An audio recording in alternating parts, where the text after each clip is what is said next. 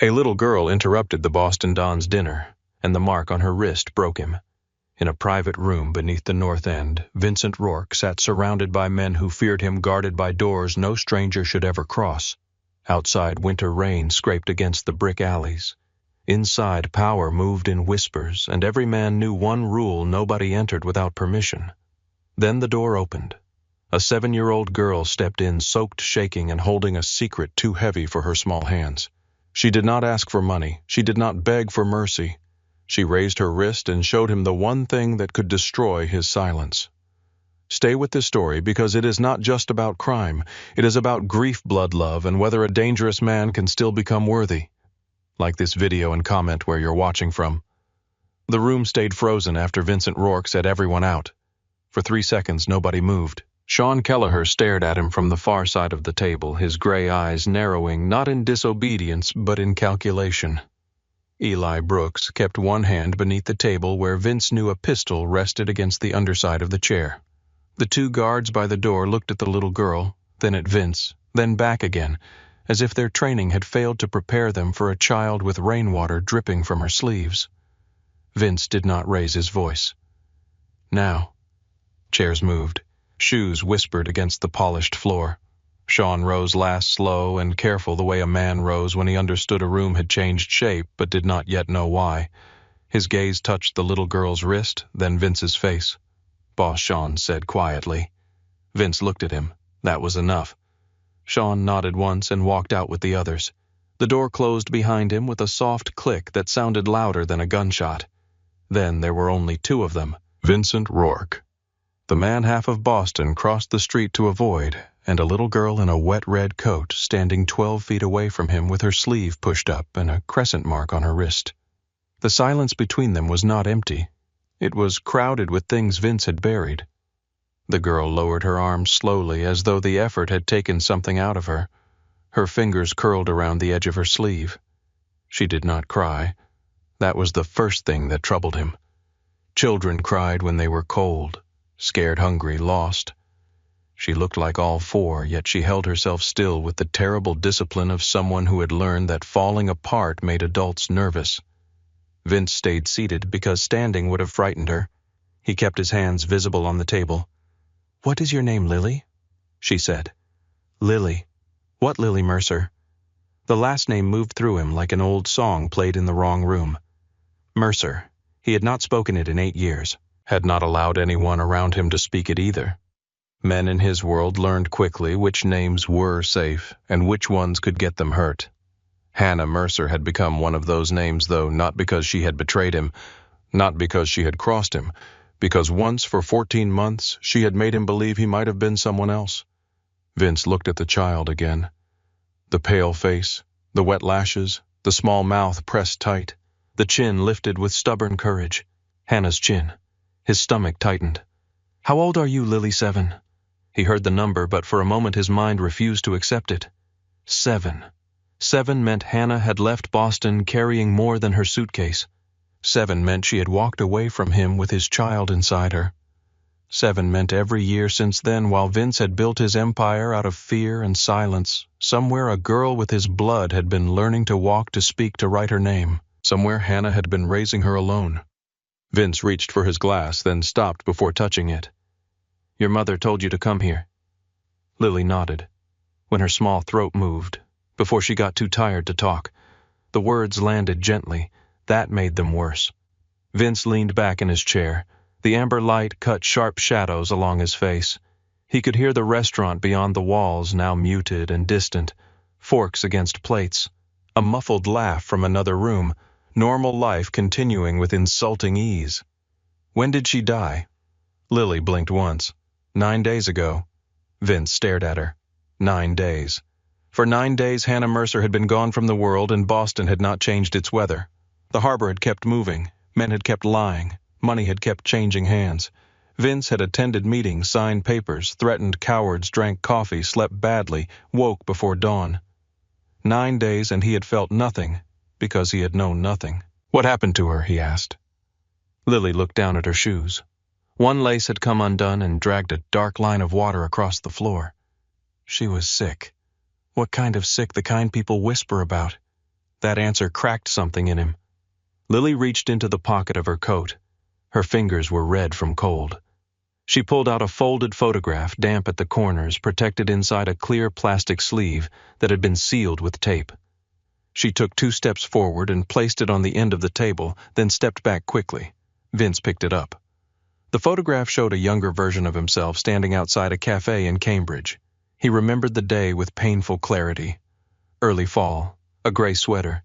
Hannah behind the camera laughing because he refused to smile properly. She had told him he looked like a man being forced to attend his own birthday party. He had almost smiled for her. Almost. His thumb turned the photograph over. There, in Hannah's handwriting, were the words that stopped the room again. "If anything happens to me, Lily, find Vincent Rourke. Show him your wrist. Beneath all the darkness, there is still a man inside him." Vince read it once. Then again. He could see Hannah's hand in every curve of the letters. She wrote with pressure as if the pen had personally offended her. Even in ink, she sounded stubborn. Lily watched him. "My mom said you would understand." Vince folded the photograph along its original crease and set it carefully on the table in front of him. "Did she tell you who I was?" Lily hesitated. "She said you were important. That is not an answer. She said some people were scared of you." Vince's mouth tightened. "And were you?" Lily looked at the guards beyond the door, though she could not see them. "I was more scared of not finding you." He closed his eyes for half a second. When he opened them, the room had changed again. The table, the whiskey, the low light, the expensive wood. All of it looked obscene beside the child standing there with trembling knees and a dead woman's instructions in her pocket. "Come here," he said softer this time. Lily did not move. Vince understood. Trust was not something children owed strangers, especially strangers like him. He reached for his left cuff. Slowly, so she could see every movement, he unfastened the button and rolled the sleeve back. His wrist came into the light. The crescent mark sat there dark against his skin. Same curve, same placement, same shape like a secret stamped through blood. Lily stared at it. Her lips parted. "So it's true," she whispered. Vince had no words ready for that. Men like him kept words as weapons polished and loaded. But this child had walked into his locked room and emptied him with one sentence. He pushed the chair nearest the door back with his foot. "Sit down." Lily sat on the edge, not fully committing her weight, ready to flee if the world turned sharp. "Are you hungry?" She looked like she wanted to lie. "Yes." Vince pressed the service button near the wall. A voice answered immediately. "Yes, Mr. Rourke. Bring soup, bread, milk, something warm." "No one enters without knocking." "Yes, sir." While they waited, Lily folded her hands in her lap. Her nails were bitten short. There was a hospital bracelet still around her wrist, the paper worn soft at the edges.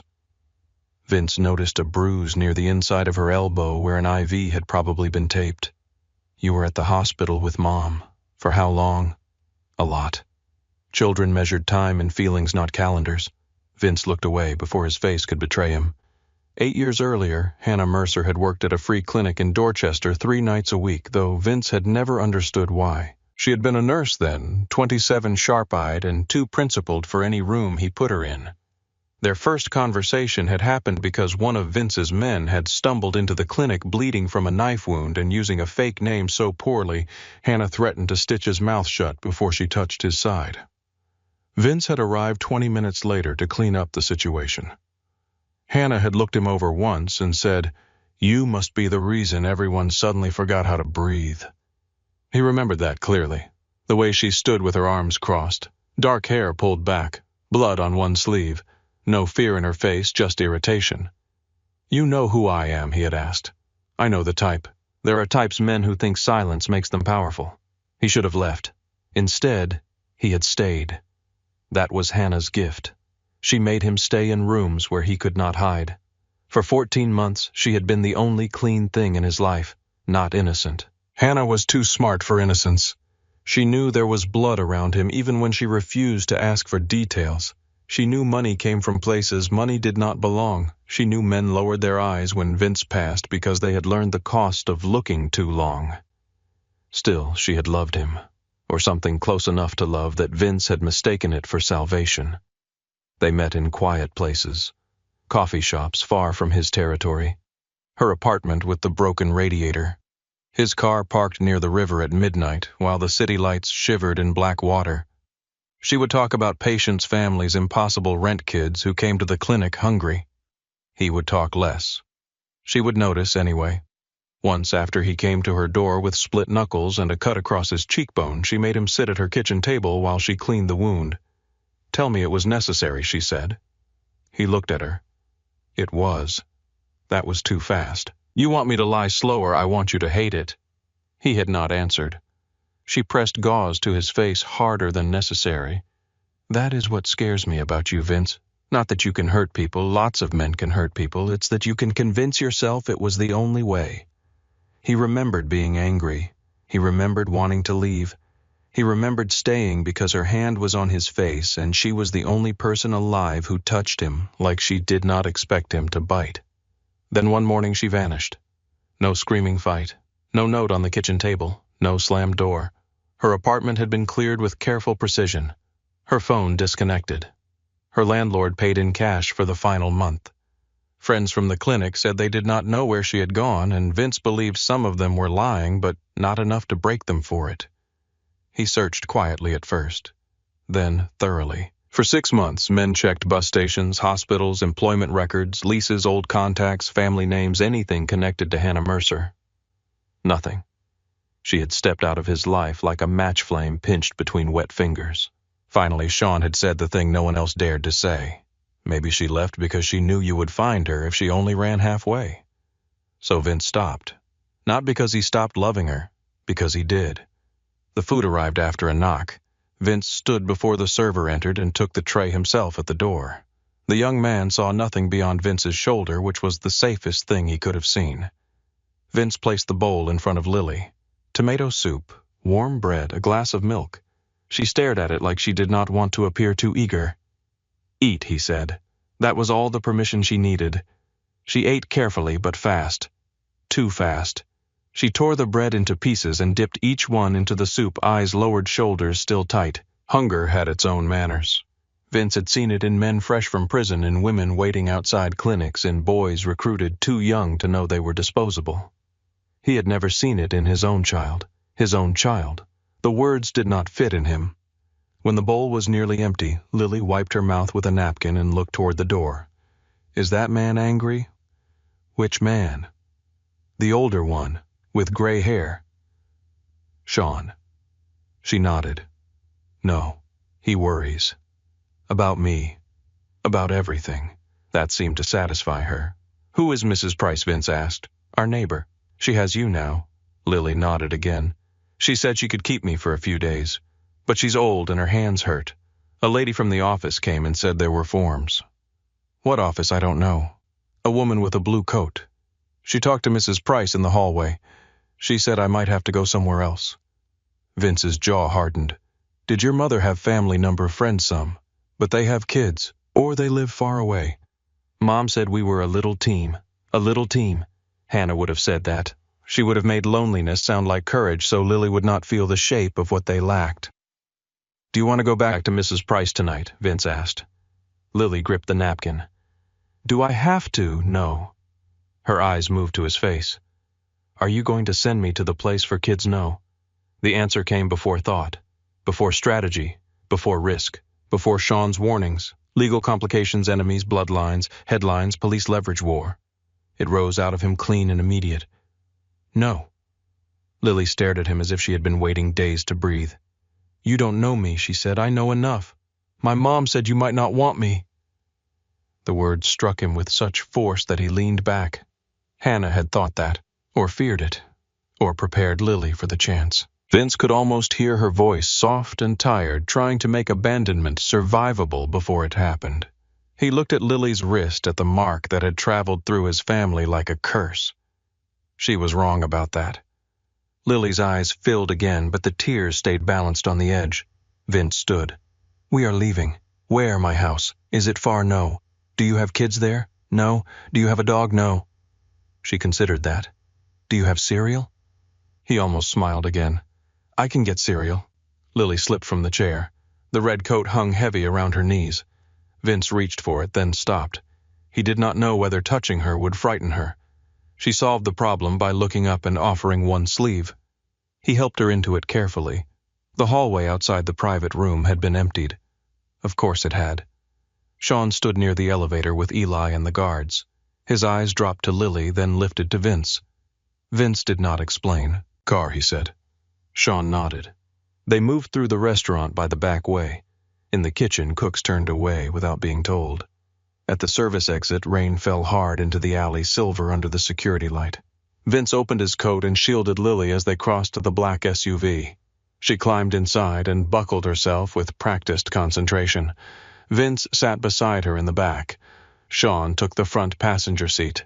The driver pulled away from the curb tires hissing over wet pavement. For a few blocks, no one spoke. Lily watched Boston slide past the window. Neon signs blurred in the rain. A man under an umbrella hurried across Hanover Street. Somewhere a siren rose and faded. The city looked normal, which seemed impossible. Vince took out his phone. His first call was to Sean's private line, though Sean sat 10 feet away. That was how they spoke when the driver did not need to hear.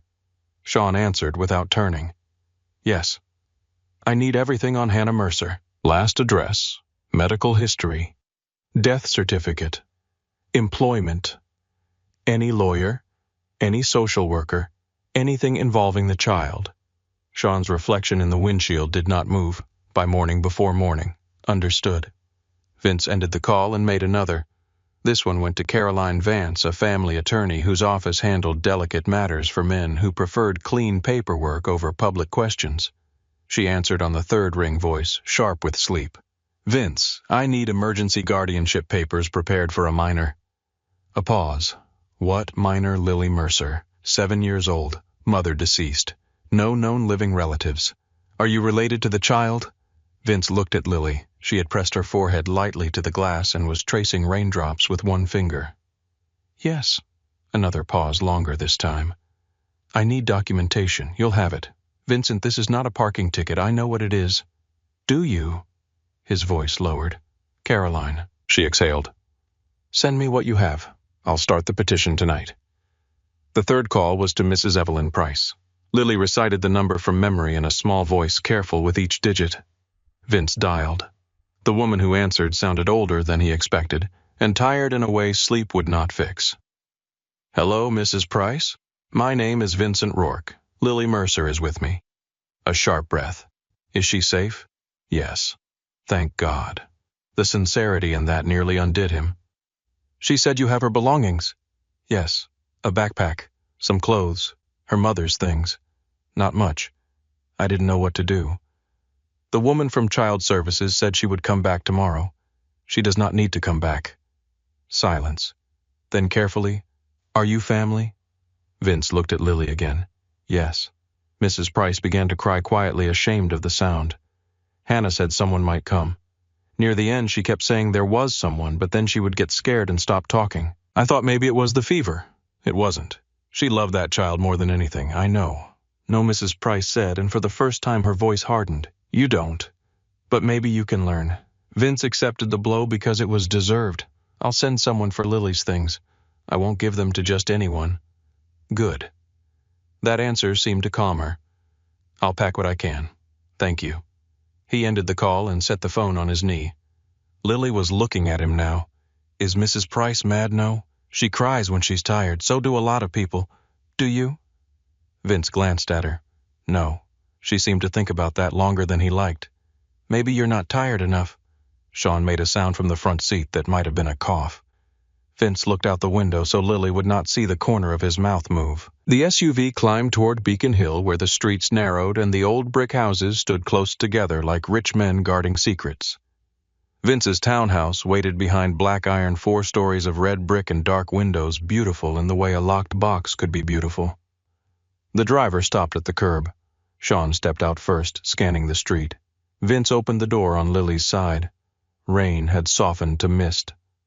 Lily stood on the sidewalk and looked up at the house. "You live here?" "Yes. Alone." "Yes." She nodded as though confirming something she had already suspected. "It looks lonely." Vince had paid more money than most families would see in a lifetime for that house.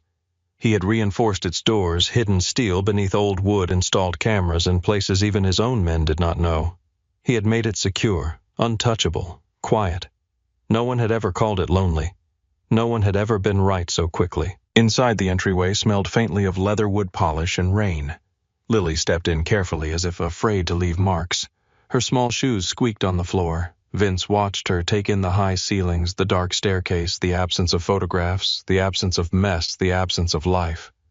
He had never noticed how much was missing until she looked at it.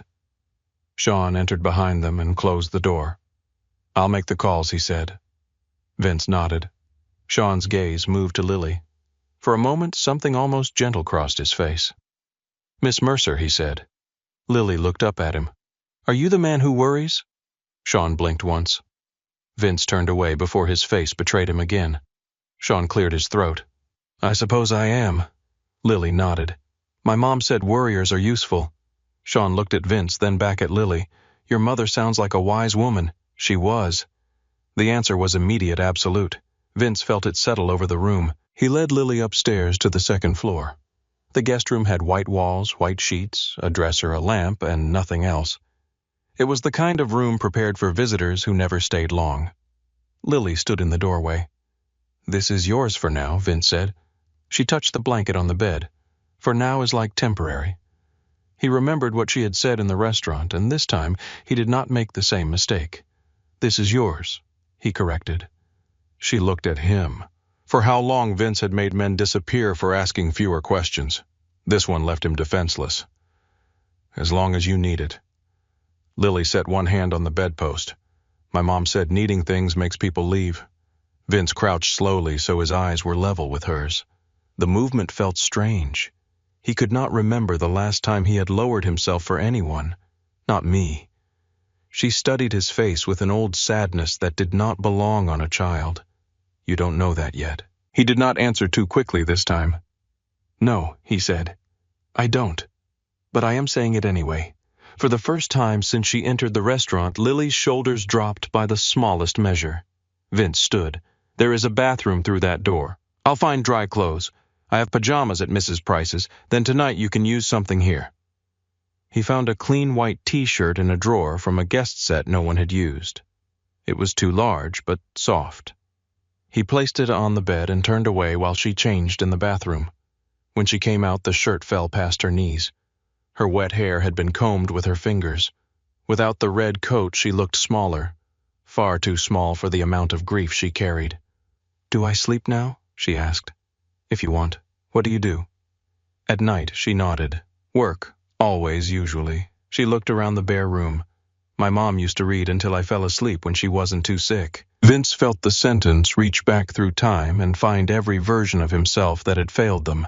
"I don't have children's books. That's okay." But it was not okay. He knew that by the way she said it. He moved toward the door. "I'll leave the hall light on." Lily sat on the edge of the bed. "Mr. Rourke." The name sounded wrong in her mouth. He turned. "Yes.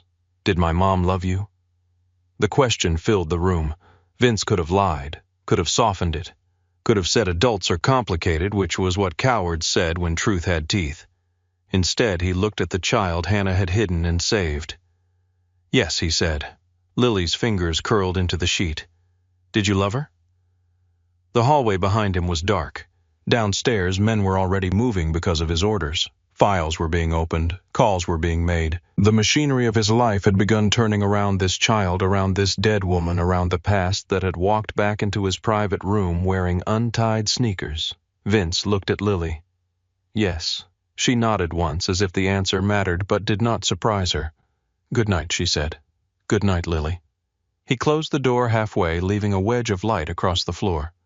Downstairs, Sean waited in the study with his phone in one hand and questions in his eyes.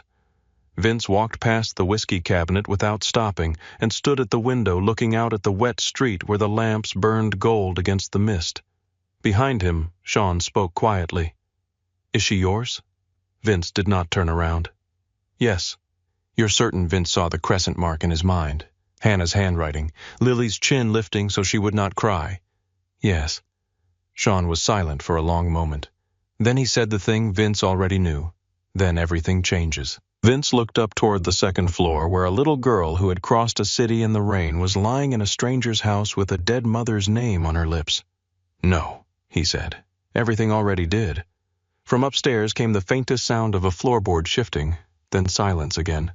Vince stood very still listening, and for the first time in years the house did not feel empty. For the first time in years the house did not feel empty. That was what troubled Vincent Rourke most. The silence was still there. It sat in the corners, pressed against the tall windows, moved through the dark wood halls like smoke. But now it had something inside it. A breath upstairs. A small pair of wet shoes beside the door. A white shirt missing from one of his guest drawers. A child sleeping under his roof because a dead woman had trusted him at the edge of her life. Vince stood in his study until the rain stopped. Sean Kelleher sat across from him, phone in one hand, black folder in the other. The folder had arrived just before dawn, carried by a man who knew better than to knock twice. Sean placed it on the desk without opening it. "Hannah Mercer," Sean said. Vince looked at the name typed on the label. For a moment he did not touch it. He had signed orders that made grown men disappear. He had opened envelopes that contained photographs, threats, wire transcripts, names of informants, names of dead men. None of them had made his hand pause over paper. This one did. Finally, he opened the folder. The first page was simple. Birth certificate. Hannah Louise Mercer, born in Burlington, Vermont. Father dead before she turned 16. Mother dead 2 years later. No siblings. No living grandparents. An aunt listed once on an old school form, deceased. No safety net. Vince read the line again. No living relatives. Hannah had been alone long before she met him. She had carried that loneliness so quietly he had mistaken it for independence. The next pages gave him the rest in clean, brutal language. Nursing license, clinic work in Dorchester, volunteer hours, lease records in Cambridge, then nothing for several months after she disappeared from Boston. Then a new address in Burlington, employment at a community health center, a second job at a women's shelter, annual income lower than what Vince spent maintaining one armored car. He turned the page. Lily Grace Mercer, born at Lakeview Medical Center. Mother Hannah Louise Mercer. Father unknown, unknown. Vince stared at the word until the letters lost shape. Unknown meant Hannah had stood in a hospital room exhausted and alone holding their daughter and chosen to leave him blank. Not because he meant nothing, because he meant danger. Because his name on paper would have been a door any enemy could open. Sean watched him from the chair. "She protected the child," Sean said. Vince did not answer. The medical records were thinner than they should have been and heavier than anything else in the folder. Hannah had been diagnosed 18 months earlier. Ovarian cancer, surgery, treatment, remission noted, then recurrence. Hospice care approved. Final nurse visit 9 days before. Vince kept reading until the words blurred. Sean's voice came low. "She died at home." Vince closed the folder. His study had no photographs, no awards, no trophies, nothing that could be used to understand him. The walls were lined with law books he rarely opened, and old maps of Boston marked in ways only 3 men alive understood. It was a room built for strategy, not grief. Grief entered anyway. "She never asked for anything," Vince said. Sean leaned back slightly. "Hannah. She could have called. She could have asked for money, doctors, anything." Sean was quiet long enough that Vince looked up. "What she probably knew you would give it," Sean said, "and everything else with it." That landed where Sean intended. Vince stood and walked to the window. Morning had begun to pale the street. The brick townhouses across from his looked washed clean by rain. A woman in a wool coat walked a small dog along the sidewalk. A delivery truck idled at the corner. Normal people beginning normal days. Behind him, Sean said, "If anyone learns about Lily, she becomes leverage." Vince turned. "No one learns. That is not a plan. That is a wish. It is an order." Sean's jaw tightened, but he did not look away. He was one of the only men who still could. Orders leak. Drivers talk. Lawyers keep files. Schools ask questions. Children make friends. She is not a briefcase you can lock in a room. Vince's eyes went cold. "Careful." "I am being careful," Sean said. "That is why I am saying it now, before fear starts making your decisions for you." Vince walked back to the desk. "She stays. I did not say she should not." "Then say what you mean." Sean folded his hands. I mean, the girl cannot exist in your world and survive it. So either you keep her outside it completely, or you change the shape of the world around you. Vince almost laughed. There was no humor in it. Change the world, or lose her to it. The house creaked above them. Both men looked up. A soft footstep crossed the second floor. Then another. Vince moved before he knew he was moving. He left Sean in the study and climbed the stairs quietly. At the top he found Lily standing in the hallway, swallowed by the white T-shirt hair tangled around her face. Her eyes were open but heavy with sleep. "Did I do something wrong?" she asked. The question stopped him halfway up the last step. "No, I heard voices. That was Sean, the man who worries." "Yes." She rubbed one eye with the heel of her hand. "Is he worried about me?" Vince reached the landing and kept distance between them. "He worries because that is his job. What is your job?" The answer should have been easy. Men in Boston could have answered for him. Owner, boss, devil, protector, criminal, king, monster. Vince looked at the child in his hallway. "I am working that out." Lily accepted this as if adults said strange things all the time, which they did. "I'm hungry." It was the first ordinary sentence she had spoken, and it felt like mercy. Vince led her downstairs to the kitchen. The kitchen had been designed by people who believed money could imitate warmth. Marble counters, copper pans that had never touched food, a refrigerator so clean it looked staged. Vince knew where the coffee was. He knew where the whiskey was. He had no idea whether he owned cereal. He opened one cabinet, plates, another, glasses, a third. Spices arranged alphabetically by a housekeeper who came twice a week and never asked why the pantry was mostly empty. Lily climbed onto a stool at the island and watched him. "You don't cook," she said. "I can cook." "What can you cook?" Vince opened the refrigerator. Eggs, mustard, 2 lemons, a carton of milk, something green in a container he did not trust. Eggs. How he looked over his shoulder. In a pan. Lily considered him with grave concern. "Do you have bread?" "Yes, peanut butter." He searched and found a jar in the back of the pantry unopened. "Jelly." Another search. "Strawberry." Lily slid down from the stool and came around the island. "You need a knife." "I know that. Not a sharp one." "I know that too." She gave him a look that said she did not believe him. He found a butter knife. She took it from him carefully, as if accepting a tool from a man who might misuse it. Then she pulled a stool to the counter and climbed up. Vince moved forward instinctively, one hand half lifted in case she fell. "I'm okay," she said. She spread peanut butter on one slice of bread, then the other. "Both sides," Vince asked. "So the jelly doesn't make it soggy. Is that a rule?" "It's a good rule," she added. Jelly pressed the slices together, cut the sandwich into 2 uneven triangles, and slid one half toward him. "You have to try it. I am not hungry. My mom said people say that when they don't want to be included." Vince looked at the sandwich, then at Lily. He picked it up and took a bite. She waited. "Well," she asked, "it is acceptable." "That's what I was going to say." There it was again, the almost smile. It came from somewhere unfamiliar and vanished before it fully formed, but Lily noticed. Her face changed for half a second, not joy exactly, but recognition. Like a bird hearing another bird far away. Sean appeared in the doorway, silent as ever. Vince turned. Sean looked at the sandwich in Vince's hand, then at Lily on the stool. Nothing. Vince's stare sharpened. Sean cleared his throat. "Caroline Vance called. She can file for emergency guardianship today, but she needs proof of relationship." Lily stopped chewing. Vince saw it. Sean saw it too late. "She does not need to hear this," Vince said. Lily put the sandwich down. "Does that mean you have to prove I'm yours?" The kitchen went quiet. Vince pulled out the stool across from her and sat. He did it slowly, deliberately making himself smaller in a room where he had always been the largest thing.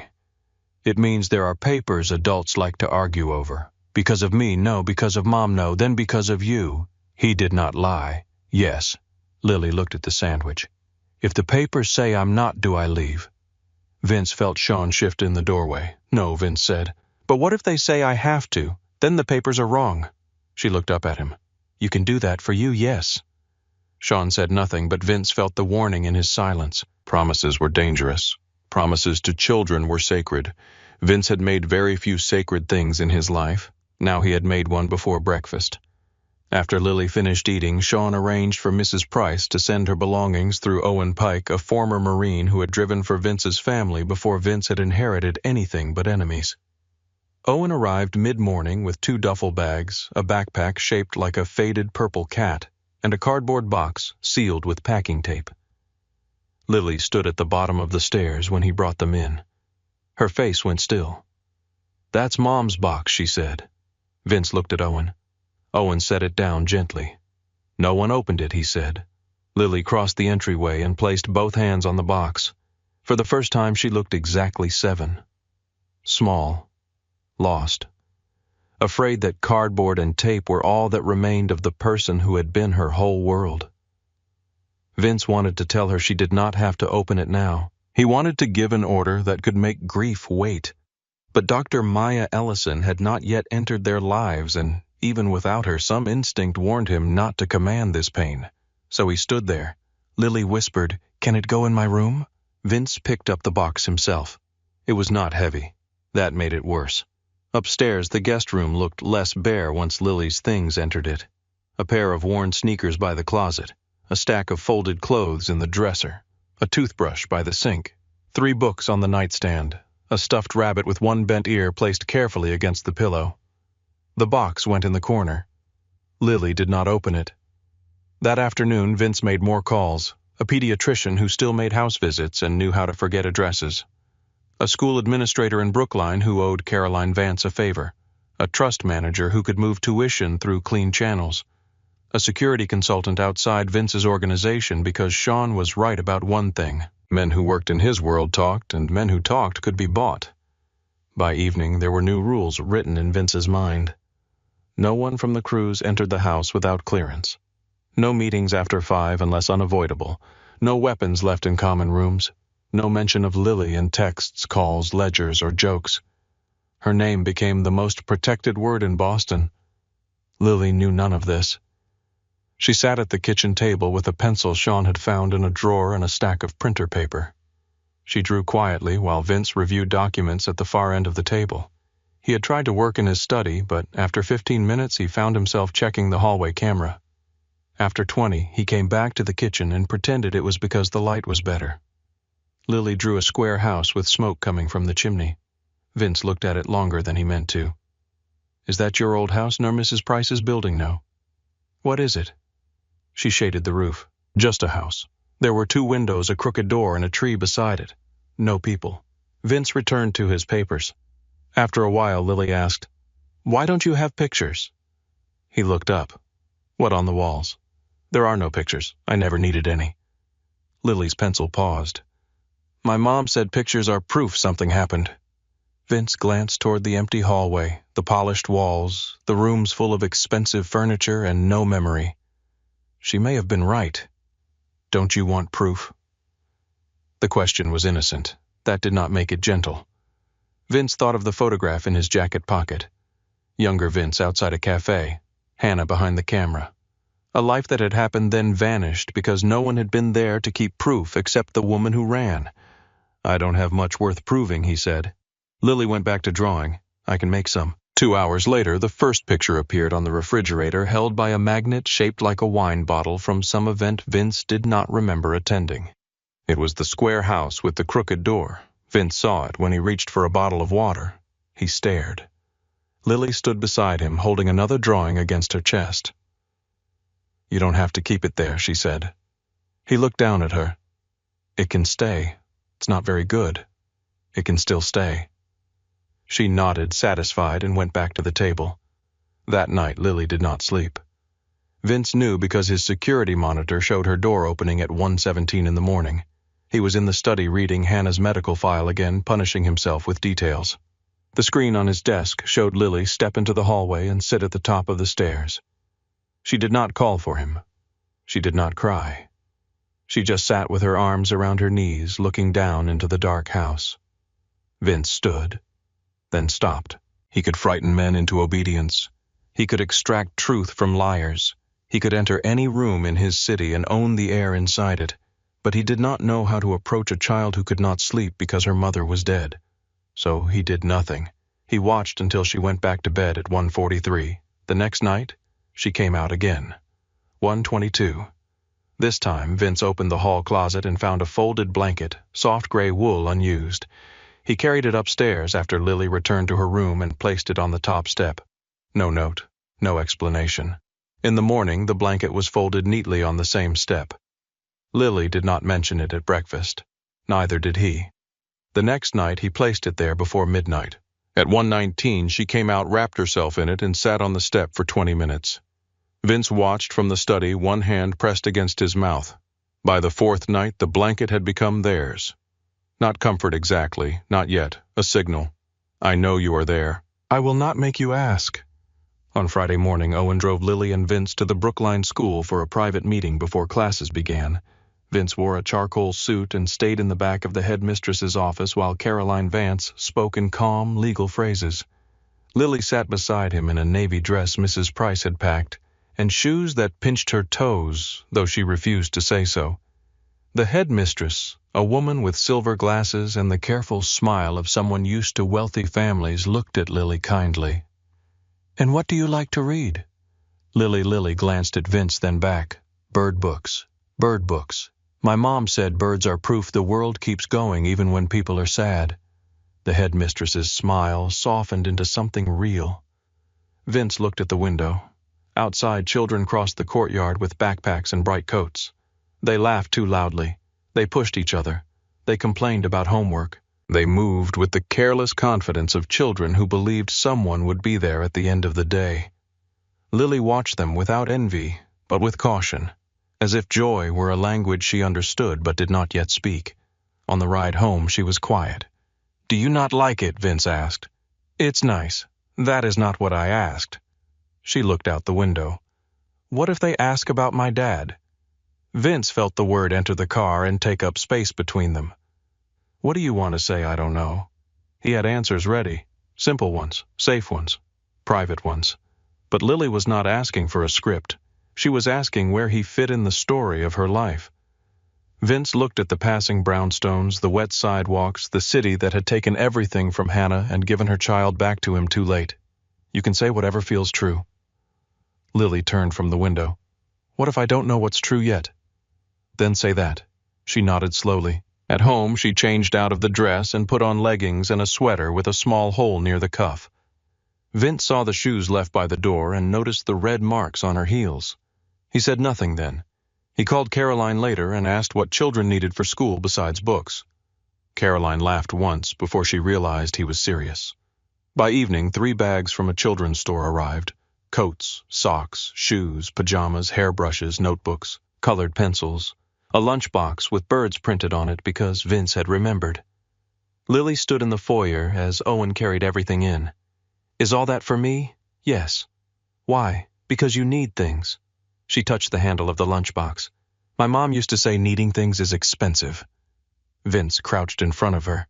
"Then it is good I can afford it." She looked at him for a long second. That was almost funny. "It was not meant to be. That makes it funnier." He shook his head, but warmth moved through him before he could stop it. Later, after dinner, Sean came by with papers. He stopped at the refrigerator when he saw the drawing. The square house, the crooked door, the tree. His face changed. Vince noticed. "Do not say anything," he warned. Sean lifted both hands. "I was not going to." Lily appeared behind him with a blue pencil in her hand. "You can look at it," she said. Sean turned. "Thank you. It's just a house." Sean studied the picture as if it were a map of buried treasure. "Houses matter." Lily seemed to approve of that answer. She returned to the table. Sean lowered his voice. "She is changing the place already." Vince looked toward Lily, bent over another sheet of paper tongue caught between her teeth in concentration. "No," he said quietly. "She is showing me what was missing." Sean did not answer. The house settled around them. Pipes clicked in the walls. Wind moved against the windows. Somewhere upstairs, Lily's new room waited with its white walls, her mother's unopened box, and a gray blanket that would be placed at the top of the stairs before midnight. Vince signed the papers Sean brought him. Guardianship, school authorization, medical consent. Each signature felt less like ownership and more like confession. When the last page was done, he capped the pen and looked at his name in black ink. Vincent Patrick Rourke. For years, that name had opened doors, closed mouths, bought silence, invited fear. Now it sat beneath Lily Mercer's name on a document that said he was responsible for her. Not in theory, not in blood alone. In breakfast school shoes, bad nights, legal forms, guarded doors, and the terrible patience of staying. From the kitchen table, Lily looked up. "Mr. Rourke." "Yes, do you have tape?" "For what?" She held up a new drawing. This one had the same house, but now there were two figures standing outside. One tall, one small. They were not holding hands. Not yet. But they stood close enough that the space between them looked intentional. Vince opened a drawer and found tape. Lily placed the drawing on the refrigerator beside the first one. She pressed the corners flat with both palms. Then she stepped back. "There," she said. Vince looked at the two figures. The tall one had dark hair, a black coat, and a straight line for a mouth. The small one wore red. For a long moment, nobody spoke. Outside, clouds gathered again over Boston. The light shifted behind the windows, turning the kitchen silver. Lily picked up her pencil and returned to her chair, already reaching for another blank page. Vince stayed in front of the refrigerator, staring at the proof that something had happened while somewhere deep inside the house, behind all the locks and walls and cameras, the first crack opened in the fortress. The first crack opened quietly. It did not sound like breaking glass or gunfire. It sounded like paper being taped to a refrigerator. It looked like a crooked house drawn in blue pencil with one tall figure and one small figure standing close enough to make the empty space between them feel less empty. Vincent Rourke stood in front of that drawing longer than he meant to. For years, his house had been designed to reveal nothing. Every room had been polished, controlled, useful. Men came and went with quiet voices and careful eyes. Files were opened, decisions were made, threats were answered. Money moved through the city like dark water. Now there were colored pencils and a coffee mug on the kitchen table. Now there was a purple backpack slumped near the stairs. Now there was a child in the house who woke before sunrise and moved as if the floor might blame her for making noise. Lily Mercer did not demand space. She barely took any. That bothered Vince more than if she had screamed, cried, slammed doors, or asked for impossible things. She said thank you for every meal. She folded her pajamas before putting them under her pillow. She asked before opening cabinets. If she dropped something, her whole body went stiff. On the sixth morning, Vince found her kneeling beside the kitchen chair, wiping a few drops of spilled milk from the floor with a paper towel. Her face had gone white. "It's fine," he said. "I'm cleaning it, I can see that. I didn't mean to. It is milk, Lily." She scrubbed harder. Vince crouched beside her, careful not to move too fast. "Look at me." She did, but only because he asked. Nothing happens because of spilled milk in this house. Her eyes searched his face. "Nothing, nothing." She looked back at the floor. "My mom used to say that too." Vince softened. Then she was right. Lily nodded, but she kept wiping until the floor shone. That afternoon, Dr. Maya Ellison came to the house for the first time. She arrived without fuss. A small woman in a dark coat with silver in her black hair and a leather satchel worn soft at the edges. She did not look impressed by the Beacon Hill townhouse. She did not look afraid of Vince either, which made him immediately suspicious. Sean had found her through a private hospital board member who owed him a favor. She worked with children who had survived violent homes, sudden loss custody battles, and the kind of grief adults like to rename as adjustment. Lily met her in the sitting room. Vince stayed near the window, arms folded, watching the way Lily sat on the edge of the couch with both feet tucked beneath her. Dr. Ellison took the armchair across from her and placed a small wooden box on the table. "What's that?" Lily asked. "Things to help people talk when words get tired." Lily considered that. Words get tired all the time. Dr. Ellison opened the box. Inside were small figures, stones-colored cards, a tiny wooden house, a bird, a dog, a key, a boat. Lily touched the bird first. Vince noticed. Of course she touched the bird. Dr. Ellison did not ask Lily to talk about Hannah. She did not ask about death or hospitals or fathers. She let Lily arrange the objects on the table. The house in the middle, the bird on the roof, the key under the couch cushion, the boat turned upside down.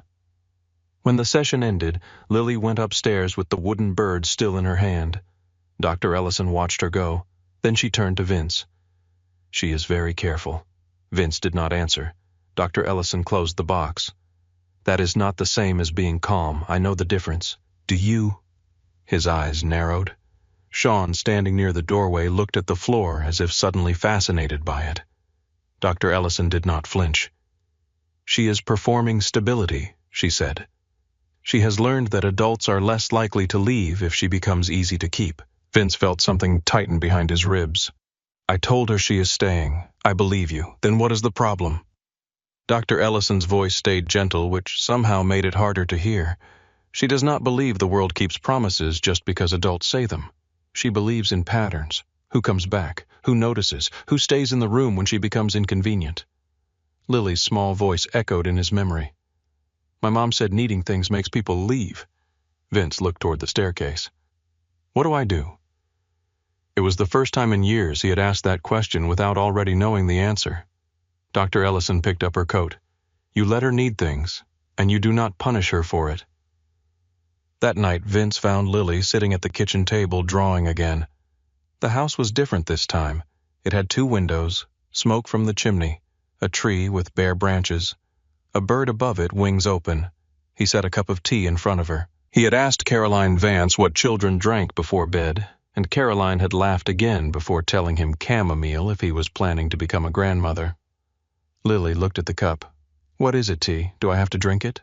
No, she picked it up anyway and sniffed it. It smells like grass. That is unfortunate. She took a tiny sip and made a face. Vince sat across from her. The silence rested between them, but it did not feel as cold as before. After a while, Lily asked, Did Dr. Ellison tell you I'm sad? Yes. Are you mad? No, people get tired of sad. Vince leaned forward.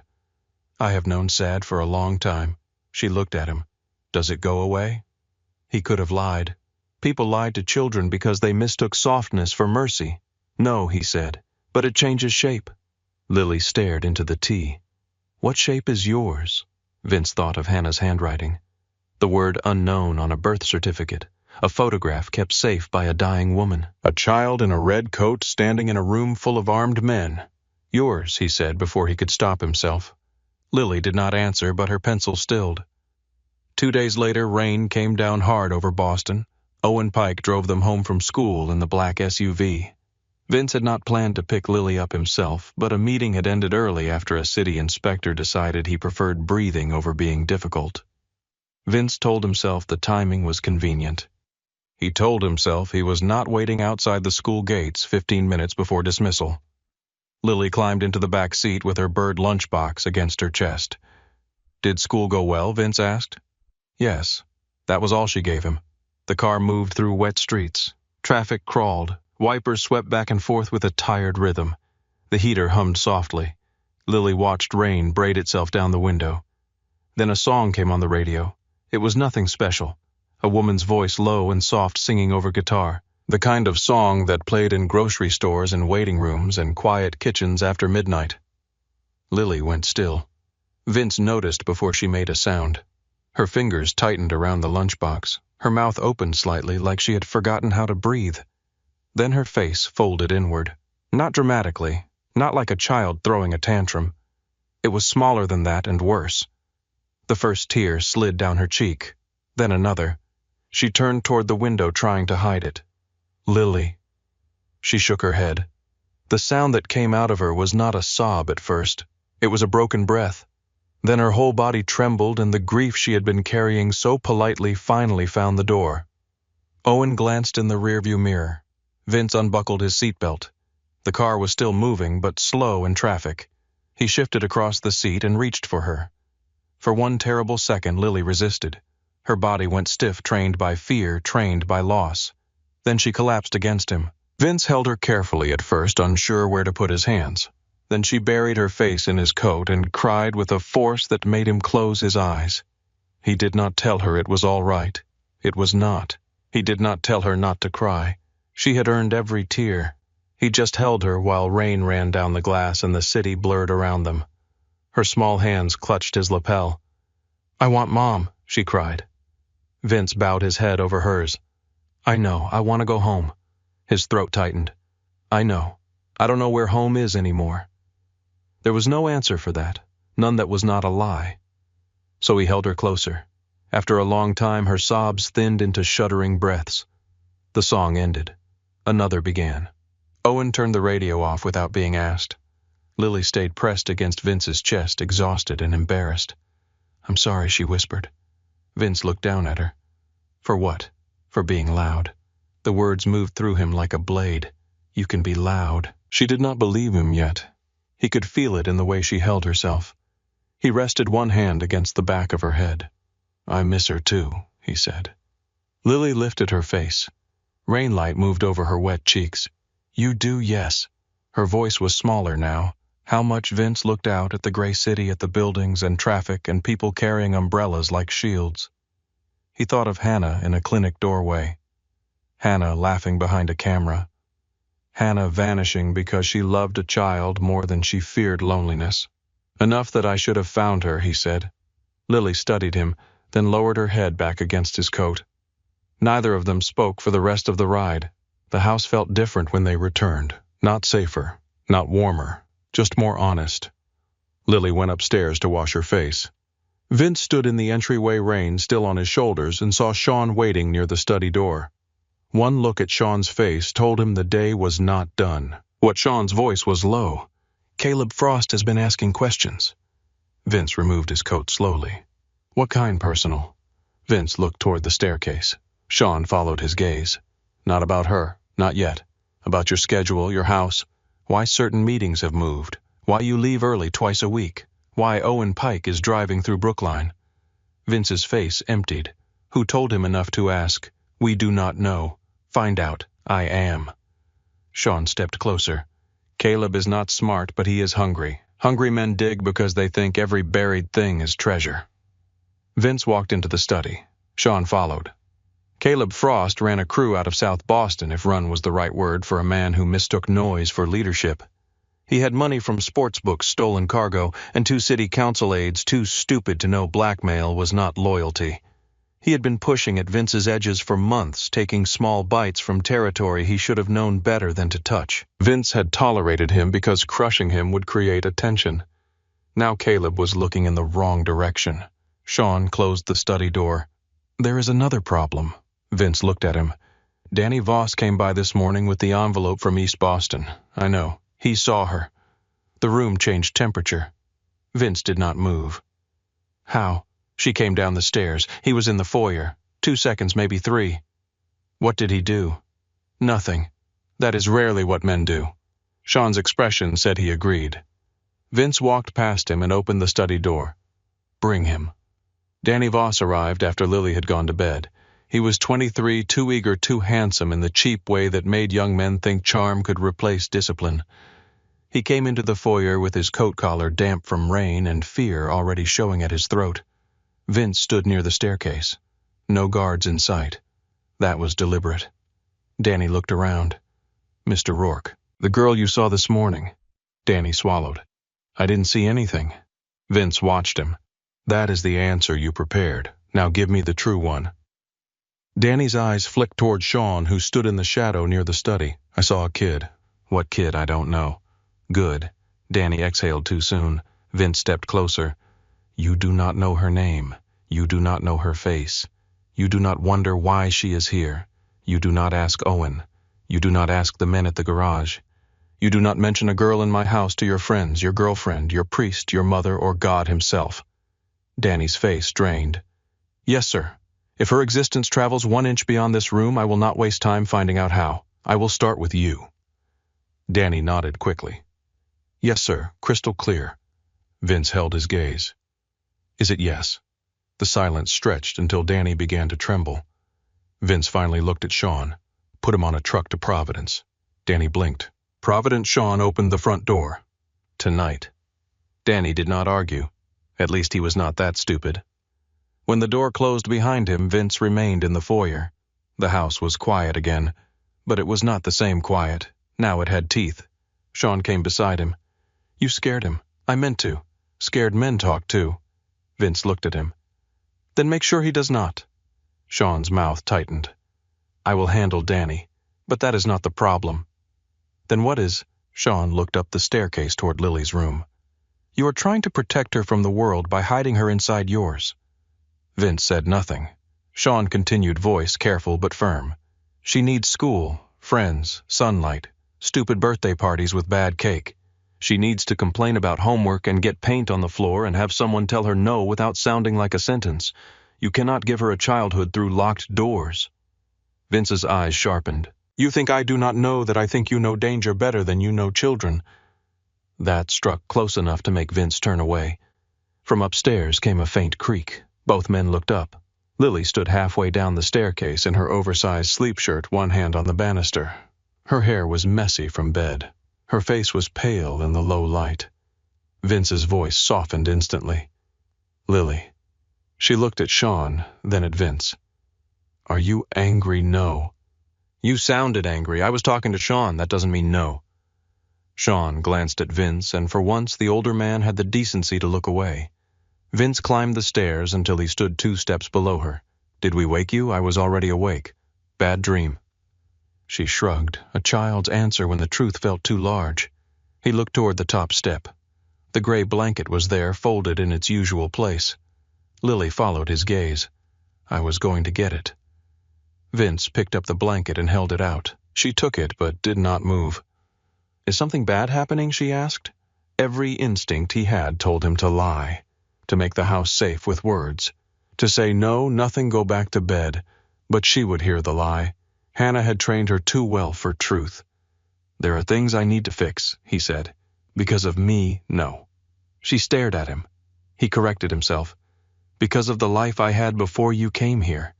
Lily wrapped the blanket around her shoulders. "Is it a scary life?" Vince looked at her small face, serious and tired beneath the stair light. "Yes. Are you scary?" The question did not hurt because it was unfair. It hurt because it was not. Sean stood below them, silent. Vince rested one hand on the banister. "To people who try to hurt what is mine," he said. Lily thought about that. "Am I yours?" Vince's chest tightened. "You are not a thing someone owns. That's not what I meant." He knew. For once he let the silence be honest. "You are my daughter," he said. The words came out low, rough, almost unfamiliar. Lily held the blanket tighter. "Okay, just that. Okay." Then she turned and went back upstairs. Vince watched until her door closed. Sean spoke from below. "That is the first time you said it." Vince did not look at him. "I know." The next morning the house changed again. Not in any way a stranger would notice. The locks still held. The cameras still watched. The windows still reflected a city that would eat weakness if it smelled blood. But Vince moved differently through the rooms. He took calls outside. He sent men away before Lily came downstairs. He removed the pistol hidden beneath the drawer in the kitchen island and locked it in the study safe. Then he removed the one from the entry table, then the one from the laundry room cabinet. Sean watched from the doorway. "You forgot the one behind the wine rack." Vince gave him a look. "I did not forget." By noon the house was still a fortress, but for the first time it was trying to become something else. That afternoon Lily came home from school with a drawing folded in her backpack. She did not show Vince right away. She waited until after dinner, until the plates were cleared and the kitchen had settled into that blue hour between day and night. Then she taped it to the refrigerator. It was the house again. This time the tall figure and the small figure were standing on the porch. Between them was a bird with open wings. Vince looked at the picture. "What is the bird doing?" Lily stood beside him, watching. "Why, to make sure nobody leaves." He felt the answer settle in him. Outside, Boston moved toward night. Cars hissed over wet pavement. Somewhere far off, a siren rose and faded. Men were asking questions they should not ask. A rival was digging for a weakness. A young soldier was being driven out of the city with fear in his mouth. Inside the kitchen, Lily reached for another magnet and pressed the corner of the paper flat. Vince stood beside her close enough that their shadows touched on the refrigerator door. For once, he did not step away. That was how the change began to show itself, not in speeches, not in promises, but in the quiet decision to remain standing beside Lily while their shadows touched on the refrigerator door. Vincent Rourke had spent most of his life mastering distance. Distance kept men afraid. Distance kept enemies guessing. Distance kept grief from finding a clean place to enter. Lily had no respect for distance. She did not break it loudly. She did not rush into his arms or demand stories from him. She simply existed near him with her pencils, her careful questions, her gray blanket, and the soft patience of a child waiting to see whether the world would hurt her again. By January, the house had learned her rhythm. She woke early. She drank orange juice from the smallest glass in the cabinet. She read bird books at the kitchen table with one knee tucked beneath her. She left drawings in unexpected places. A robin taped to the inside of the pantry door, a crooked moon on Sean's folder, a tiny house on a yellow sticky note placed beside Vince's coffee cup. The house was still guarded, still wired, still watched by cameras hidden in dark corners, but it had begun to breathe. One Saturday morning, snow fell over Boston in soft, slow sheets. Vince had been awake since 4 handling a problem at the docks that had required 3 calls, 2 threats and 1 silence long enough to make a grown man reconsider his future.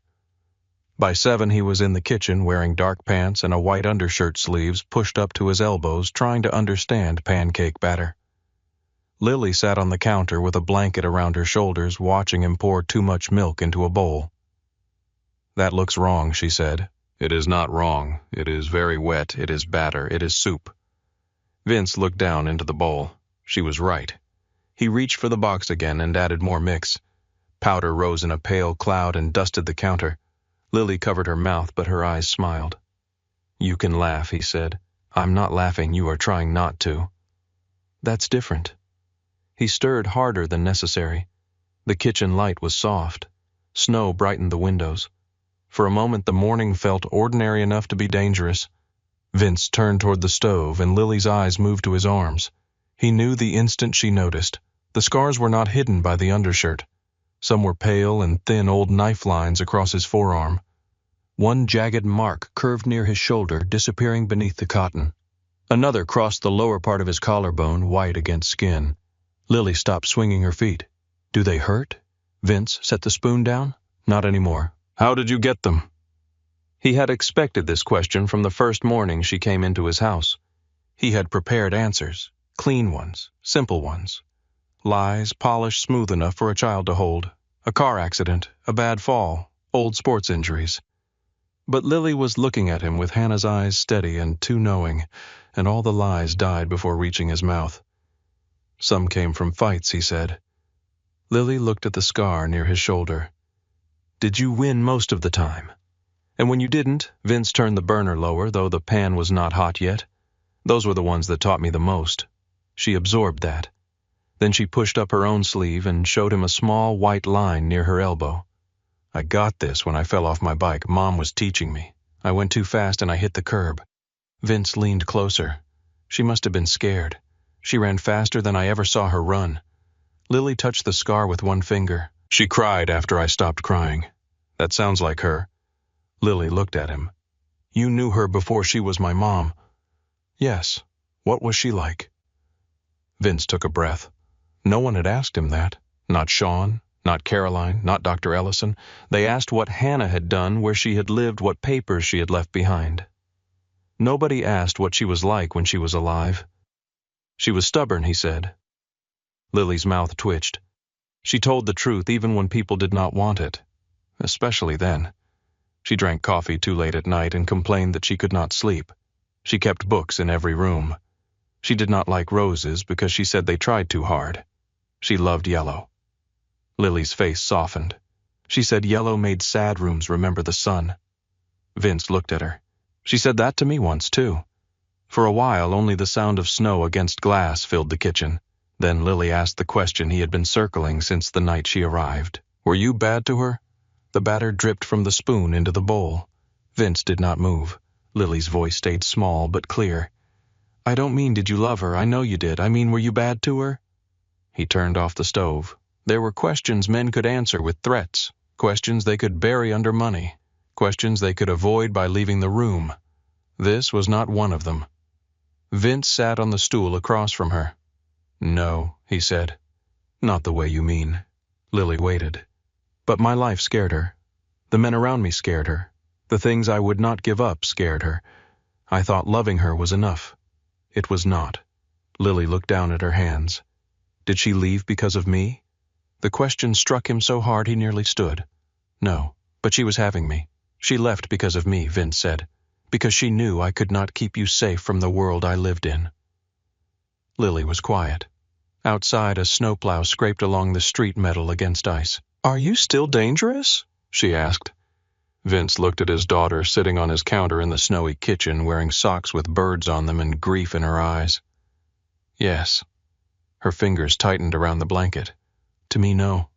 To other people, he looked away for half a second, then back, to people who try to hurt you. Lily nodded slowly, as if the answer made sense in a world that had already taught her too much. Then she pointed at the bowl. "The pancakes are still soup." Vince stared at her. A sound left him before he could stop it.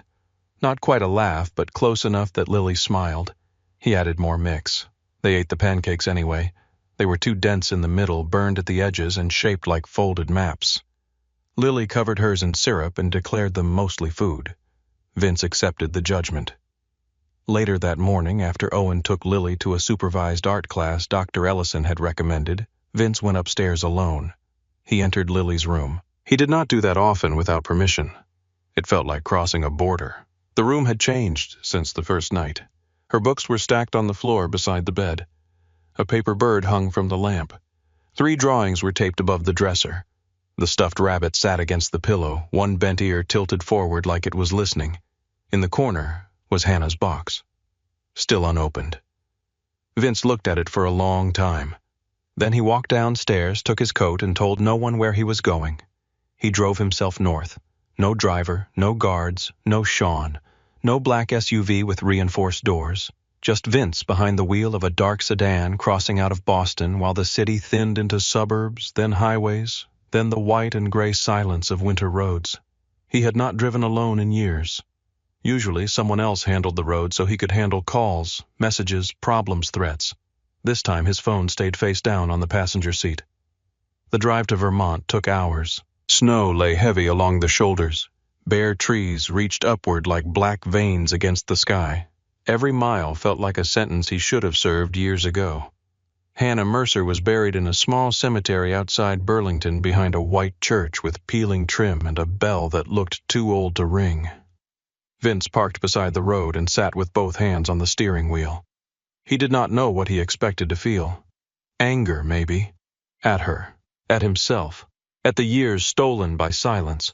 But when he stepped into the cold and walked between the rows of stones, what came was quieter than anger. He found her near the back beneath a maple tree stripped bare by winter. Hannah Louise Mercer. Beloved mother. 1989 to 2026. 2 words for the life she had become after him. Beloved mother. Vince stood over the grave with snow gathering on his shoulders. For a long time he said nothing. He had spoken in courtrooms without being charged, at funerals without grieving, across tables from men who wanted him dead. Words had never failed him because he rarely needed them, to be honest. Here in front of Hannah there was no use for anything else. "I did not know," he said. The wind moved lightly through the branches. "I should have." His breath clouded in front of him. "I should have looked longer. I told myself you wanted to be free of me, and maybe you did. But I think I stopped because part of me was relieved you had escaped before I ruined you." He lowered his eyes. "You were pregnant." The word felt like broken glass in his mouth. "You were pregnant and you were alone and you still kept my picture. I do not know whether to thank you or hate you for that." Nothing answered but the wind. Vince knelt slowly. The snow soaked through the knee of his trousers. "She has your eyes," he said, "and your courage. Also your habit of asking questions that make me want to leave the room." His mouth trembled once. "She makes her own sandwiches. She likes birds. She folds blankets like someone twice her age. She apologizes for crying. I hate that. I hate that she learned to do that." His hand rested on the cold top of the stone. "I do not know how to be good, Hannah. You knew that, maybe better than anyone. But I know how to stay. I know how to stand between her and anything coming for her." He closed his eyes. "I do not know if that is enough." When he opened them, he saw something tucked behind the base of the headstone, partly hidden beneath a flat rock. A weatherproof pouch, clear plastic fogged by cold. Vince reached for it. Inside was an envelope. His name was written across the front in Hannah's hand, Vincent. The sight of it nearly took the breath from him. He sat back on his heels.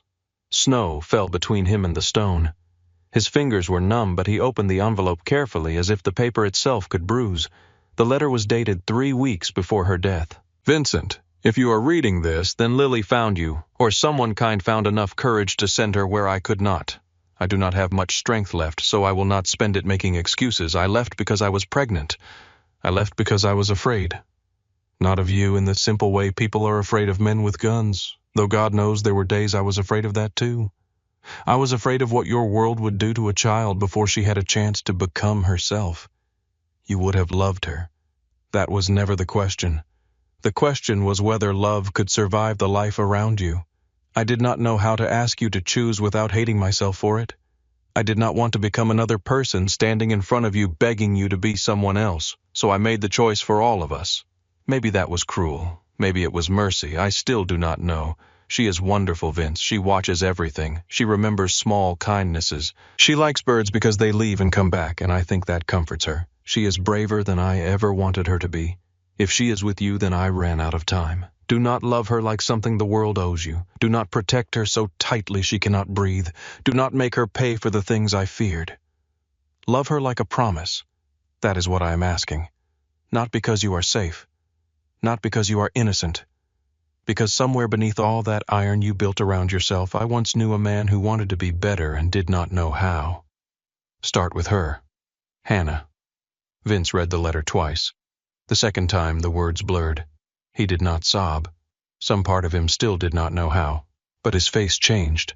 The cold entered his lungs, and the grief he had held back for 8 years pressed through the cracks Lily had opened. He folded the letter and held it against his mouth. For the first time since he was a boy, Vincent Rourke bowed his head and let silence witness him. When he returned to Boston, the house smelled faintly of tomato soup and pencil shavings. Lily was lying on the living room floor with paper spread around her. Owen stood near the front window, pretending not to watch over her. Sean was in the hall ending a call as Vince entered. Lily looked up. Her eyes went to the snow on his coat. "Where did you go?" Vince removed his gloves slowly. "To see your mother." The pencil slipped from her fingers. Her face changed not with anger, but with the careful fear of someone approaching a door that might open onto pain. "You went to her grave?" "Yes." Lily sat up. Was it pretty? Vince thought of the bare maple, the white church, the snow gathering over Hannah's name. It was quiet. Lily nodded. She liked quiet sometimes, I know. Can I go next time? The question was softer than breath. Vince walked into this room and lowered himself into the chair near her. "Yes, promise." He looked at her, at the little girl Hannah had carried alone and sent back to him with a mark on her wrist and faith he had not earned. "I promise." Lily picked up her pencil again but did not draw. After a moment she said, "Dr. Ellison said I can call people what feels true." Vince's body went still. Lily kept her eyes on the paper. "I don't have to call you Mr. Rourke forever." "No," he said. "You do not." She shaded the roof of the house she was drawing. Her hand moved carefully, though her voice trembled. "I was thinking maybe Vince. That is fine." She nodded. Or maybe something else. The room seemed to narrow around them. Owen looked out the window with sudden intensity. Sean went completely still in the hall. Vince could hear the heat clicking through the old pipes.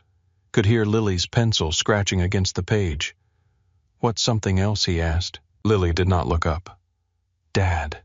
The word entered the house and changed every room it passed through. Vince felt his hand close around the arm of the chair. Lily rushed on, still not looking at him. "Only if that's okay, I don't have to. I just thought maybe because you said I'm your daughter and because Mom said names should match what people do, not just what papers say." Vince had faced knives without blinking, guns without ducking, betrayal without surprise. This nearly broke him. "You can call me whatever feels true," he said. His voice was steady because he forced it to be. His eyes were not. Lily pressed her pencil harder into the paper. "Okay." A pause. "Okay, Dad." Sean turned away in the hall. Vince looked down at his hands because if he looked at Lily he was not sure what his face would reveal. The moment held. Soft. Terrible. Sacred. Then his phone buzzed. The sound cut through the room like a blade. Vince ignored it. It buzzed again. Sean checked his own phone, and whatever he saw removed every trace of softness from his face. "Vince," he said. Lily looked between them. Vince stood. "Stay here." He walked into the hall. Sean handed him the phone without speaking. On the screen was a photograph. Lily outside her school climbing into Owen's car. Her red coat bright against the winter street. Her face turned slightly toward the camera, unaware. Vince did not breathe. Beneath the photo was a message. "Everyone has a door, Rourke. We found yours." Sean's voice was low. It came through an unregistered number. "Caleb Frost's people were seen near Brookline this afternoon. Danny Voss is missing." Vince looked through the doorway. Lily was still on the floor, pencil in hand, watching him with Hannah's eyes. The father in him wanted to go to her. The man Boston feared wanted blood. For several seconds both stood inside him face to face. Then Lily spoke from the living room. "Dad." The word found him before the rage did. Vince looked at Sean. "Close the house." Sean nodded. Vince stepped back into the living room and knelt in front of Lily. She searched his face, already knowing something had shifted. "Is it bad?" she asked. Vince took the drawing from her hands and set it gently aside. "Yes." "Because of me?" "No." She stared at him. He took her small hands in his. "Because some men think love gives them a place to aim." Lily's fingers tightened around his. "Are we leaving?" Vince looked at her red coat folded over the chair, at the drawings on the refrigerator, at the gray blanket on the stairs, at the house that had only just begun to become a home. Then he looked back at his daughter. "For tonight," he said. Lily nodded once, brave in a way that made him ache. Upstairs, Owen was already moving. Sean's voice dropped into the hard rhythm of orders. Doors locked, phones went dark, cars shifted in the street outside. Vince lifted Lily into his arms. She did not ask him to put her down. Her cheek rested against his shoulder as he carried her toward the back stairs, and for the first time she held on without apologizing for needing him. For the first time she held on without apologizing for needing him. That alone changed the weight of her in Vincent Rourke's arms. Lily was still small, still light enough that he could carry her down the back stairs without effort. But something about the way her fingers gripped his coat made him feel the true size of what had been placed in his hands. Not a secret, not leverage, not a weakness. His daughter. Sean moved ahead of them, one hand inside his jacket, voice low into a secure phone. Owen waited at the rear entrance with the engine already running in the alley. The night outside was sharp with cold. Black ice glazed the pavement, and the narrow strip of sky above the brick buildings looked bruised purple beneath the city glow. Lily lifted her head from Vince's shoulder. "Are we running?" Vince stopped just before the door. He could have told her no. He could have softened it, dressed it in adult words, hidden the teeth inside the truth. But Lily had been lied to enough by frightened kindness. She deserved better than comfort that could not survive the next question. "For now," he said. Her eyes searched his face. Because of the picture, Vince looked over her head at Sean, who was watching the alley through the narrow glass pane beside the door. "Yes." Lily swallowed. "Did I do something wrong?" The question hit him harder than the threat. No. He said it too sharply, and she flinched. Vince lowered his voice. "No, Lily, listen to me. You did nothing wrong. But the bad men saw me. The bad men made a mistake." Her small fingers tightened. "Because they found me?" Vince looked at the little girl in his arms, at the red coat Sean had thrown over her shoulders, at the hair slipping across her cheek, at Hannah's eyes staring back at him through fear. "No," he said. "Because they thought finding you would make me weak." A black sedan rolled to the end of the alley. Its headlights stayed off. Sean's voice hardened. Clear. Vince carried Lily outside. Owen opened the rear door. Vince set her in the back seat and buckled her himself. She did not protest, though her eyes stayed fixed on the mouth of the alley. Vince slid in beside her while Sean took the front passenger seat. The car moved without headlights for half a block before turning onto a wider street, blending into traffic like a dark fish slipping into deep water. Boston passed by in fragments. Wet pavement, street lamps, brownstone steps salted white. A couple laughing under one umbrella outside a restaurant, unaware that somewhere nearby a war had nearly begun over a child with a crescent mark on her wrist. Lily sat very still. Vince kept one hand near hers on the seat, not touching close enough if she reached. After several minutes, she did. Her fingers slipped into his. He closed his hand around them. Sean watched from the front mirror but said nothing. They drove south first, then east, then doubled back twice through narrow streets and service roads. Owen never asked where to go. He had been given the route before the house doors locked. A second car followed for 6 minutes, then disappeared. A third replaced it near the river. By the time they crossed out of the city, Lily's eyelids were heavy. "Where are we going?" she asked. "A house near the water. Do I have to stay there forever?" "No." "Do you?" Vince looked at her. "For tonight, yes." That seemed to matter. Her body relaxed by one small degree. The safe house stood on a quiet stretch near the Massachusetts coast behind a line of winter-bare trees and a private road that looked abandoned unless someone knew where to find the gate. It was smaller than the Beacon Hill townhouse, gray-shingled with storm shutters and a porch facing black water. It smelled faintly of salt old wood and clean sheets. Owen checked the rooms first. Sean checked the windows. Vince carried Lily inside after she fell asleep in the car, her head against his arm, one hand still curled in his sleeve. He laid her in a bedroom upstairs. The room had pale walls, a quilt folded at the end of the bed, and a window looking toward the ocean. It was not hers. Nothing in it was hers. Vince hated that. He took off her shoes and covered her with the quilt. As he turned to leave, Lily stirred. "Dad." He stopped. "I'm here. Don't let them take me." The words came through sleep, soft and broken. Vince sat on the edge of the bed. "They won't." She did not wake fully. "Promise." He looked at her small face in the dim light. "I promise." This time he knew what the promise required. Downstairs, Sean was waiting in the kitchen with the laptop open, 3 phones on the table, and the photograph of Lily printed on plain white paper. Vince walked in and stood over it. Caleb Frost had not just threatened him. He had pointed a camera at Lily. There were men Vince had killed for less, men he had ruined for less. There was a version of him, the one Boston knew best, that would have burned South Boston from the inside out before sunrise. Bodies in cars, warehouses on fire, men dragged from beds while their families screamed. Caleb expected that version. Vince could feel it. The bait had been chosen with care. Show him the girl. Mention the door. Make the father lose control so the boss made a mistake. Sean watched him carefully. "What are you thinking Vince picked up the photograph and folded it once, hiding Lily's face?"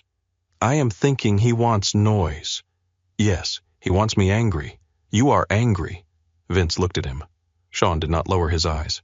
"You are," Sean said, "but you are also thinking. That is better for everyone." Vince set the folded paper down. "Where is Danny still missing?" "Alive, for now we do not know. And Frost at his club in South Boston for the last 2 hours. Too visible. Too comfortable." Vince turned toward the dark window. Beyond the glass, the ocean moved unseen, a heavy sound beneath the wind. "He thinks I will come for him myself." "Yes, I will." Sean's expression tightened. "Vince, but not the way he wants." By morning, Caleb Frost's world began to narrow. It started with money. A union account tied to one of Caleb's shell companies was frozen before breakfast, after an anonymous packet landed on the right desk at the Attorney General's office. By 9, 2 of Caleb's bookmaking locations lost their police protection when recordings of city officials taking cash reached a reporter who had been waiting years to hurt the wrong people for the right reason. At 10:30, a trucking company Caleb used for stolen cargo received a federal inspection. At 11, his favorite council aide resigned without warning and left town with a suitcase. By noon, 3 men who had promised Caleb loyalty stopped answering his calls. Vince did not raise his voice once. He sat at the safe house kitchen table, coffee untouched, phone in hand, moving pieces across the city with the same cold precision he had once used to destroy rivals more directly. Sean stood near the stove, watching him with something like concern. "This is cleaner," Sean said. Vince looked at him. "Cleaner is not the same as clean, no, but there are fewer bodies, for now." Sean stepped closer. "Lily is upstairs eating toast and asking Owen whether seagulls have knees. Keep that in mind." Vince's eyes lifted toward the ceiling. He could hear her faintly. A chair scraping. A soft voice. Owen answering with more seriousness than the question deserved. Do not love her like something the world owes you. Hannah's letter sat folded inside Vince's inner coat pocket. Love her like a promise. Vince breathed once through his nose. Set the meeting, he said. Sean's jaw tightened. We're Pier 14. When tonight? Frost will bring men. So will I. Vince. He turned. Sean held his stare. If you go into that meeting as her father, he can use it. If you go in as the man you were before her, you may lose what she has changed. Vince said nothing. Sean lowered his voice. You need to decide which man walks onto that pier. Upstairs, Lily laughed at something Owen said. It was faint, brief, almost swallowed by the wind outside. Vince looked toward the sound. I already did. That afternoon, Lily found him on the porch. The ocean was steel gray beneath a low sky. Wind pushed at the edges of her red coat. Owen stood at the far end of the porch, close enough to intervene, far enough to pretend he was not listening. Lily climbed onto the bench beside Vince. Mr. Owen says we're safe here. He is right, but you don't look safe. Vince looked at the water. I have a meeting tonight. With the bad men, with the man who made the mistake. She was quiet for a moment. Are you going to hurt him? The question deserved an answer he did not want to give. Vince rested his elbows on his knees. I am going to stop him. That's not the same thing. No, he said, it is not always the same thing. Mom said people can be right and still do wrong things. Vince turned to her. She said that a lot, mostly when I wanted candy for breakfast. Despite himself, he let out a breath that nearly became a laugh. Lily did not smile for long. Will you come back? There it was, the only question that mattered. Vince turned fully toward her. Yes. You can't promise if you don't know. I know. How? Because I have somewhere to come back to. Lily looked at him for a long time. Then she leaned against his side, not hiding, not collapsing, just resting there as if his presence had become a place. Vince stayed still until she was ready to move. Pier 14 smelled of salt, diesel, and rust. By nightfall, fog had crept in from the harbor, softening the edges of cranes and warehouses. Yellow lights burned through the mist. Water slapped against wooden pilings beneath the pier.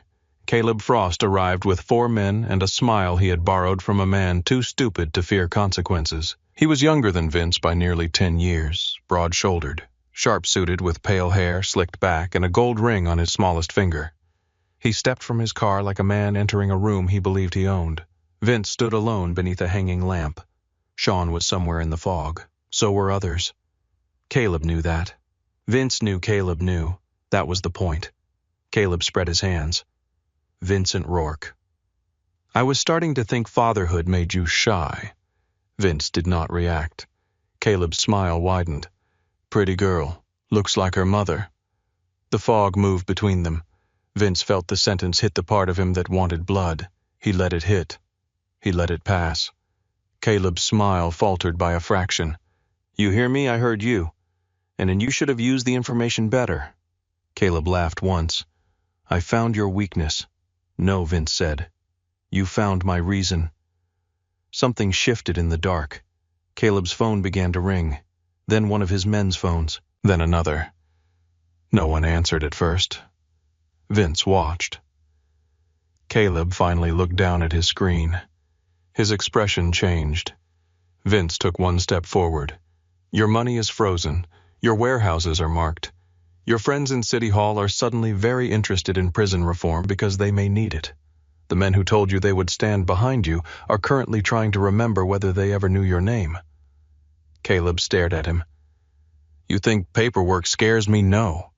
From the fog behind Caleb, 2 black cars rolled into view, blocking the exit. Vince's voice stayed quiet, but isolation should. Caleb's men looked at one another. Not loyal men, paid men. Paid men could count. Caleb's smile vanished. You won't touch me here. Vince stepped close enough for Caleb to see his eyes. I could. The harbor wind moved through the silence. But my daughter is asleep in a house by the water, Vince said. And I told her I was coming back. Caleb swallowed. Vince leaned in slightly. So, listen carefully. You will leave Boston tonight. You will give Sean every name attached to the photograph. The man who took it. The man who sent it, the man who carried it. If one name is missing, I come back as the man you were hoping to meet. Caleb tried to recover his pride. And if I say no, Vince looked at him with absolute calm.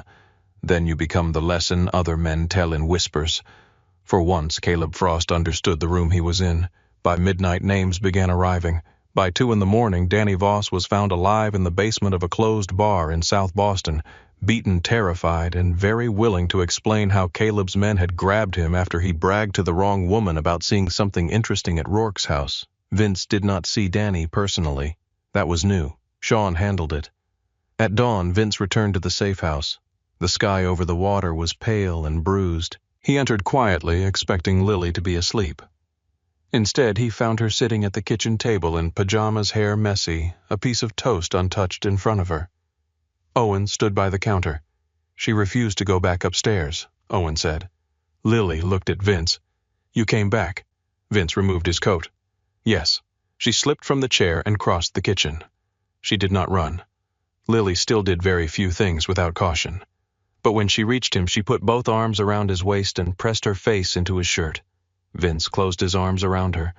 Over her head, Owen looked away. I stopped him, Vince said. Lily's voice was muffled. Did you come back the same?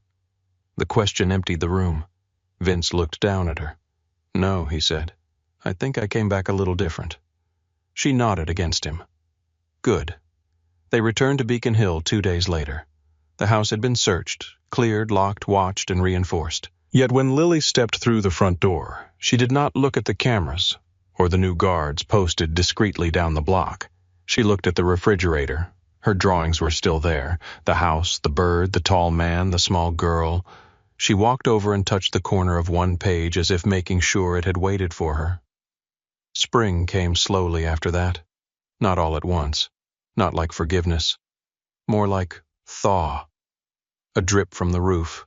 Softer light in the mornings. The first brave green in the cracks near the sidewalk. Lily's room changed first. She stood in the doorway one Sunday morning, arms crossed, studying the white walls. I want to paint it. Vince looked up from his coffee. What color? She did not hesitate. Yellow. Of course. At the hardware store, Vince stood beside her in the paint aisle while she examined paint cards with the seriousness of a judge. There were too many yellows. Buttercup, Sunbeam, Honeycomb, Lemon Ice, Golden Hour. Lily chose one called Morning Light. My mom would like that one, she said. Vince looked at the small square of color. Yes, he said, she would. They painted the room that afternoon. Vince taped the edges badly. Lily corrected him. He spilled paint on the drop cloth. Lily got yellow on her elbow. He got yellow in his hair when she leaned too far with the roller and gasped like she had committed a felony. Vince touched the streak on his hair. Lily stared at him. Then she laughed. Not the small, polite laugh she used when adults tried too hard. Not the careful one that asked permission before existing. This laugh burst out of her whole body. It filled the room. It struck him so hard he had to look away. Hannah had laughed like that once years ago in a Cambridge kitchen while rain hit the windows, and Vince stood there not knowing he was happy until the moment had already become memory. Lily kept laughing until she had to sit on the floor. Vince stood in the middle of the yellow room, paint on his hands, his shirt, his hair, and felt the house shift around him again. Not a fortress, not yet a normal home, but something warmer than survival. The following week, Lily brought home a flyer from school.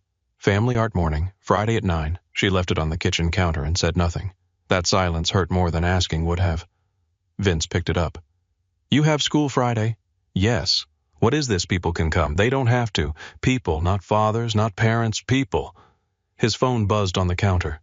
Sean, urgent meeting. Frost's remaining men are moving assets. Vince read the message. Then he looked at Lily, who was pretending to organize her pencils by length. He typed back, handle it. Sean replied almost immediately. This matters. Vince looked at the flyer again, at the word family printed in bright blue letters across the top. So does she. He set the phone face down. On Friday morning, Vincent Rourke sat in a classroom chair too small for him, surrounded by paper glue sticks, washable markers, and children who stared at him with open curiosity. Lily sat beside him, cheeks pink, trying not to smile too much. Her teacher asked each child to present their drawing. When Lily's turn came, she stood and held up a sheet of white paper. The drawing showed a yellow house, a little girl in a red coat, a tall man in a dark suit, and above them in the corner of the sky a woman colored in yellow smiling down like sunlight. At the bottom in Lily's careful handwriting were 2 words: My family. Vince stared at the paper. He had spent years making sure his name meant power, making sure men remembered it with fear, making sure every room knew when he entered. Now a 7-year-old girl had written him into a family with uneven letters and yellow crayon. His throat tightened. Lily sat down beside him. "Is it okay?" she whispered. Vince looked at her. "It is perfect." She smiled, then shy and bright. That evening the Beacon Hill house was quiet in a different way. Lily fell asleep on the couch with her head against Vince's arm, exhausted from school and painting and a week of being safer than she had been before. The television played silently across the room. Her yellow room upstairs smelled faintly of fresh paint. The gray blanket lay folded at the top of the stairs, though she needed it less often now. Vince's phone buzzed once, then again. He did not reach for it. Lily's hand found his sleeve in her sleep and held on. Outside, Boston moved through the night. Men lied, money shifted, enemies waited. The city remained what it had always been, hungry and beautiful and dangerous. But inside the old brick house, beneath cameras and locks and walls built by a man who had trusted nothing, Vincent Rourke sat perfectly still so he would not wake his daughter. He thought of Hannah's letter, "Love her like a promise." He looked at Lily, sleeping against him, her breathing soft, her small fingers curled in his sleeve. For most of his life, Vince had been feared. For the first time, he wanted something harder. He wanted to be worthy. On the refrigerator, beneath the drawings of houses and birds and a tall man learning how to stand closer, Lily had taped the picture from school. My family. And for Vincent Rourke, that was the only proof that mattered.